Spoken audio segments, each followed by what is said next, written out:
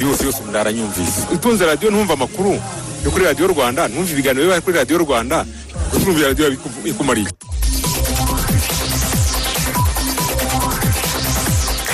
Ni saa 11 zuzuye neza twishimiye kongera kubasanga ku mirongo yose mu twumviraho.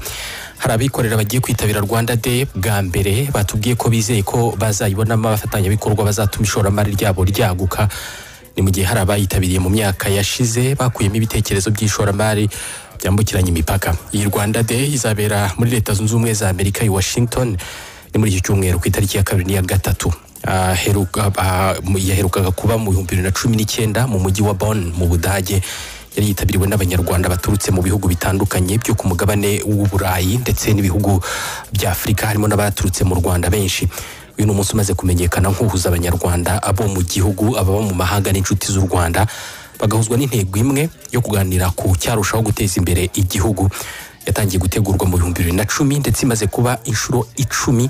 Mbere yuko ibera mu Budage yari imaze kwitabirwa n'abantu basaga 35,000. Imaze kubera mu mijyi irimo Bruxelles mu Budage, Chicago muri Leta Zunze Ubumwe za Amerika, Paris mu Bufaransa, Boston muri Leta Zunze Ubumwe za Amerika, Londres mu Bwongereza, Toronto muri Canada, Atlanta muri Leta Zunze Ubumwe za Amerika, Dallas muri Leta Zunze Ubumwe za Amerika, Amsterdam mu Buholandi, San Francisco muri Leta Zunze Ubumwe za Amerika ndetse na Ghent na Bonn mu Budage.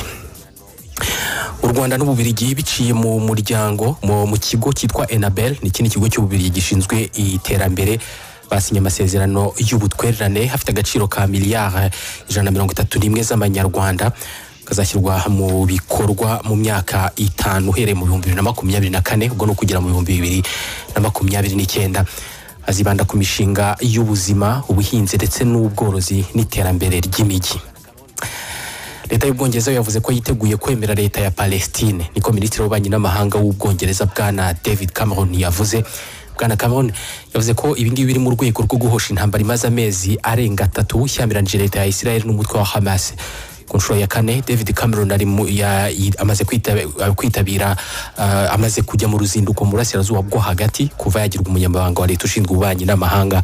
Yavuze ko Ubwongereza bufite inshingano mu kugena hazaza ha Palestine. Yasabye Israel kwemera inkunga zikinjira muri Palestine, by'umwihariko mu gace ka Gaza, aho ibihumbi by'abavuye mu byabo bakomeje kubura ubufasha bw'ibiribwa kuko leta ya Israel ibuza izo nkunga, izo mfashanyo kwinjira.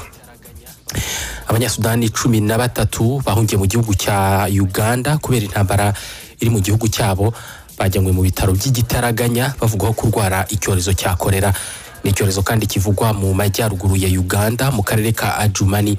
Inzego z'ubuzima muri aka karere zemeje ko bane muri izo mpunzi z'abanyasudani basanganywe iyo kolera mu gihe abandi bagitegereje ibizamini bibishimangira.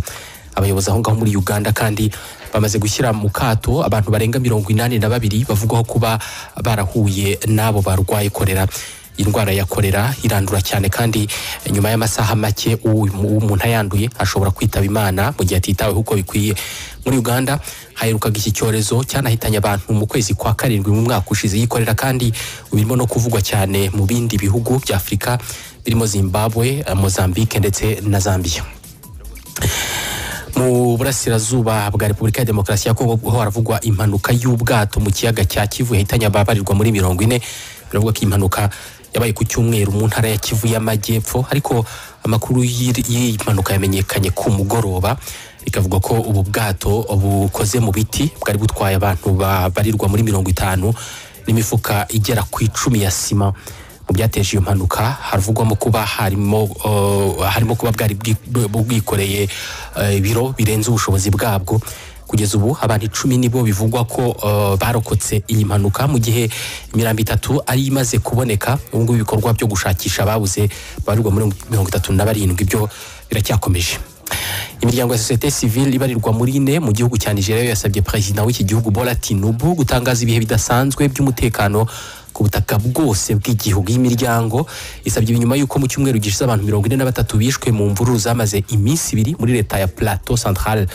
Mu gihe kandi na mbere yaho gato muri Abuja havuzwe ibikorwa by'uruhererekane byo gushimuta abantu baburirwa irengero. Ubu kandi mu majyepfo y'igihugu haravuga ishimutwa ry'abana batandatu b'abanyeshuri, abarimu babo batatu n'umushoferi wa bus bashimuswe ku munsi w'ejo